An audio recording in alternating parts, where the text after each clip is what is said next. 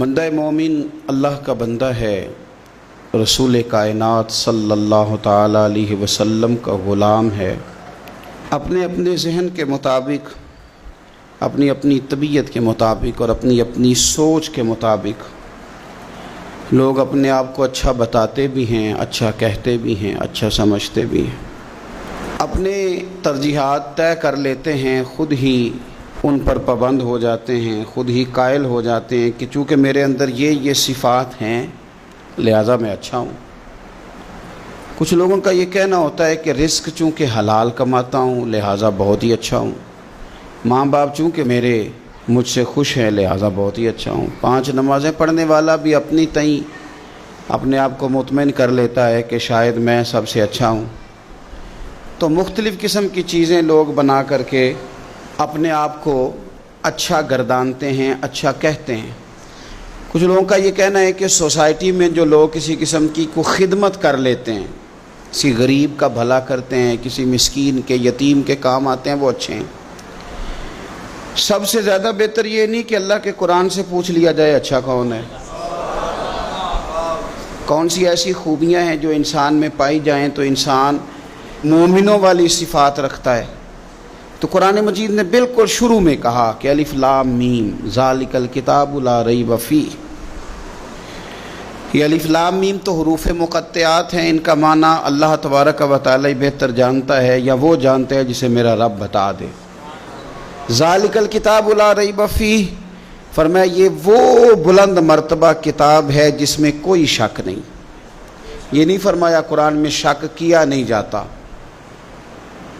قرآن پاک میں شک ہے نہیں۔ اگر کوئی شک کرتا ہے تو اس کے دماغ میں شک ہے، اس کے ذہن میں شک ہے، اس کے باطن کے اندر فطور ہے۔ قرآن میں شک نہیں۔ ھدی للمتقین، قرآن ہدایت ہے پرہیزگاروں کے لیے۔ ویسے تو قرآن مجید ھدی للناس ہے، تمام لوگوں کے لیے ہدایت ہے، پر قرآن سے صحیح ہدایت اخذ وہ لوگ کرتے ہیں، حاصل وہ لوگ کرتے ہیں جو پرہیزگار ہیں، اللہ سے ڈرنے والے، تقوی اختیار کرنے والے، متشابہات سے بچنے والے۔ جہاں جانے کا اللہ نے حکم دیا ہے وہاں جاتے ہیں، اور جہاں جانے سے مالک نے روک دیا ہے وہاں سے رک جاتے ہیں۔ وہ حقیقی نفع لیتے ہیں۔ وہ کون ہیں؟ تو اللہ فرماتے ہیں وہ لوگ ہیں الذین یؤمنون بالغیب، یہ وہ لوگ ہیں جو غیب پر ایمان لاتے ہیں۔ غیب کیا ہے؟ غیب کی تعریف ہے کہ وہ چیز جو حواس خمسہ سے بھی معلوم نہ ہو اور عقل سے بھی ماوراء ہو، اسے غیب کہتے ہیں۔ مومن غیب پر ایمان لاتا ہے، تو پھر غیب پر ایمان کس طرح لاتا ہے؟ وہ غیب پر ایمان اس طرح لاتا ہے کہ وہ عقل سے تو معلوم نہیں کر سکتا تھا، حواس خمسہ سے تو معلوم نہیں ہو سکتا تھا، لیکن مدینے والے محبوب نے اسے بتا دیا ہے۔ رسول کریم صلی اللہ علیہ وسلم کو وحی کے ذریعے جن چیزوں کی خبر دی گئی، اطلاع دی گئی، حضور نے امت کو بتائی، وہ غیب کی چیزیں۔ وہ کیا ہیں؟ قبر، حشر، قیامت، جنت، دوزخ، فرشتے، یہ ساری چیزیں غیب ہیں۔ مومن ان پر ایمان لاتے ہیں اور ایمان کامل رکھتے ہیں اور یقین رکھتے ہیں، اور یہ یقین مومن کی اخلاقی پوزیشن کو بلند کر دیتا ہے۔ جب اسے پتہ ہوتا ہے کہ قبر میں جاؤں گا، حساب کتاب ہوگا، تو زندگی محتاط گزارتا ہے۔ جب ایمان کامل رکھتا ہے، قیامت کے دن اللہ کے حضور کھڑا کیا جاؤں گا، تو پھر وہ اس دن سے ڈرتا ہے۔ وَلِمَنْ خَافَ مَقَامَ رَبِّهِ جَنَّتَانِ، اور پھر جو ڈرتا ہے رب کہتا ہے میں اسے 2 جنتیں عطا کروں گا، اسے 2 جنتیں دی جائیں۔ تو پہلی ان کی صفت مومن کی، وہ غیب پر ایمان رکھتا ہے۔ یہ میں نے بھی دیکھنا ہے، آپ نے بھی دیکھنا ہے، وہی پر ایمان کتنا ہے۔ ہماری آنکھوں کے سامنے کہ ہر وقت دنیا گھومتی ہے، یا قبر حشر کا بھی کوئی نقشہ نگاہوں میں رہتا ہے؟ دنیا کے مد و جزر، حساب کتاب، پیسے کا لین دین، جائیداد کی خرید و فروخت، یہی صرف ہمارا زندگی کا سرمایہ حیات ہے، یا آخرت کے لیے بھی کچھ جمع کرنے میں کامیاب ہوئے؟ یؤمنون بالغیب کی عملی صورت بھی کوئی ہماری زندگی میں ہے؟ پھر قرآن مجید نے کہا وَيُقِيمُونَ الصَّلَاةَ، مومن کی دوسری صفت یہ ہے کہ وہ نماز قائم کرتے ہیں۔ نماز قائم کرنے کا معنی ہر مفسر نے یہی لکھا ہے کہ قائم کرنے کا معنی یہ ہے کہ تو نماز ظاہری آداب کے ساتھ بھی پوری ادا کرے اور باطنی آداب کے ساتھ بھی ادا کرے. تیرا لباس پاک ہو، جگہ پاک ہو، نماز کا وقت موجود ہو، نیت تیری حاضر ہو، یہ ظاہری آداب ہیں، اور تیرا باطن نماز کے ساتھ جڑا ہوا ہو. تو اپنے قلب سے، روح سے اپنے مالک کی بارگاہ میں حاضر ہو. کس طرح؟ خود میرے کریم محبوب علیہ السلام نے بخاری مسلم میں وضاحت کر دی. فرمایا رب کی عبادت اس طرح کرو کہ تم اسے دیکھ رہے ہو، اور اگر یہ نہیں ہو سکتا تو اتنا ہی کر لو کہ وہ تمہیں دیکھ رہا ہے. اس کیفیت کے ساتھ آپ نماز پڑھتے ہیں تو باطنی آداب بجا لاتے ہیں. پھر فرمایا وَمِمَّا رَزَقْنَاهُمْ يُنْفِقُونَ، جو ہم نے انہیں دیا ہے اس میں سے ہماری راہ میں خرچ کرتے ہیں. اللہ کی بارگاہ میں صدقات، خیرات، زکوٰۃ، ان کے ساتھ رب کا قرب حاصل کرتے ہیں. اللہ نے جو تقسیم رکھی ہے کہ بعض کو مالک امیر بنا دیتا ہے، بعض کو غریب بنا دیتا ہے، تو وہ پھر صدقات کو ٹیکس نہیں سمجھتے، وہ کسی کو دینے میں بوجھ محسوس نہیں کرتے. وہ سمجھتے ہیں یہ تو مالک کی تقسیم ہے، میرے اس نے ذمہ لگایا ہے، میں نے دینا ہے.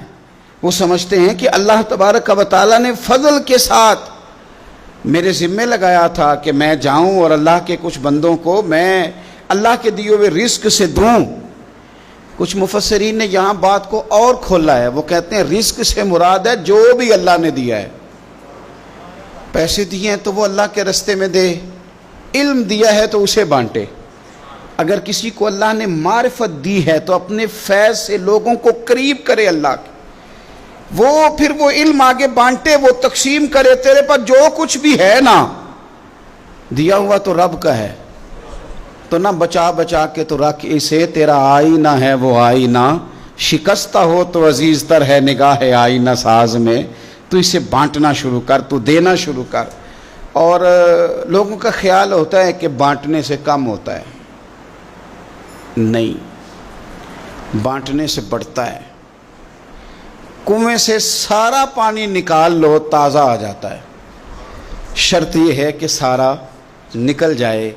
آپ علم جتنا بانٹتے ہیں اتنا یہ بڑھتا ہے. آپ جب بات کر رہے ہوتے ہیں، علم دے رہے ہوتے ہیں، تو وہ صرف دوسروں پر اثر تو نہیں کرتی. جب آپ بات کرتے ہیں تو آپ کی بات آپ پر بھی اثر کرتی.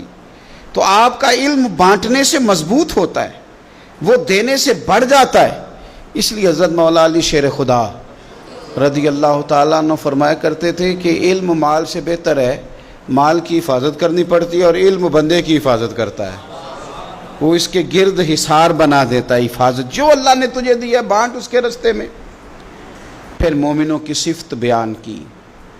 ایک تو یؤمنون بالغیب، غیب پر ایمان رکھتے ہیں، ویقیمون الصلاۃ، نماز قائم کرتے ہیں، ومما رزقناہم ینفقون، جو ہم نے انہیں دیا ہے ہمارے راہ میں خرچ کرتے ہیں. اور پھر فرمایا والذین یؤمنون بما انزل الیک، اور جو ہم نے آپ کی طرف نازل کیا حبیب وہ اس پر ایمان لاتے ہیں. کتاب کو، قرآن کو سینے سے لگا کے رکھتے ہیں، اس کے ایک ایک حرف کو وہ اپنے لیے دستور حیات سمجھتے ہیں، ایمان لاتے ہیں پختہ. وما انزل من قبلک، اور اس پر بھی ایمان لاتے ہیں جو آپ سے پہلے نازل کیا گیا. آپ سے پہلے جو نازل کیا گیا اس پر بھی وہ ایمان لاتے ہیں. یعنی تورات ہے، زبور ہے، انجیل ہے، اگرچہ کتابیں بدل دی گئی ہیں پر اللہ کی کتابیں تو تھی، ان کے جو احکامات موجود تھے اس پر وہ ایمان لاتے ہیں، ایمان رکھتے ہیں. ایک بات اور بھی یہاں سے ختم نبوت کا مسئلہ بھی حل ہوتا ہے. کہا گیا ایمان دو چیزوں پہ ہے، والذین یؤمنون بما انزل الیک وما انزل من قبلک. ایک اس پر ایمان لاتے ہیں جو آپ پہ نازل ہوا، اور ایک اس پر جو آپ سے پہلے نازل ہوا. یہ نہیں فرمایا کہ آپ کے بعد بھی کچھ نازل ہوگا. پہلے نازل ہوا جو آپ پر نازل ہوا، آپ کے بعد کچھ بھی نازل نہیں ہوگا. بتا دیا قرآن مجید نے یہاں کہ ختم ہو گئی بات، رسول پاک علیہ السلام پر بات ختم ہو گئی. نبوت کا سلسلہ رب نے ختم کر دیا، زندگیاں ختم ہوئی اور قلم ٹوٹ گئے، پر تیرے اوصاف کا ایک باب بھی پورا نہ ہوا. ختم کر دی بات، یہاں مالک نے ختم کر دی. اب یہ صفات جن لوگوں میں پائی جائیں کہ ایمان بالغیب بھی ہو، نماز کا قیام بھی ہو، اللہ کے راستے میں خرچ بھی ہو، جو پہلے نازل کیا گیا اس پر ایمان ہو، جو حضور پر نازل کیا گیا اس پر ایمان ہو، تو رب کیا فرماتا ہے؟ فرمایا اولئک علی ھدی من ربہم، یہی لوگ ہیں جو اپنے رب کی توفیق سے ہدایت پر ہیں، اللہ کی طرف سے ہدایت پر ہیں۔ وَأُولَٰئِکَ هُمُ الْمُفْلِحُونَ، اور وہی لوگ ہیں جو دونوں جہانوں میں کامیاب ہونے والے ہیں۔ یہ کامیابی والے لوگ یہاں بھی اور وہاں بھی۔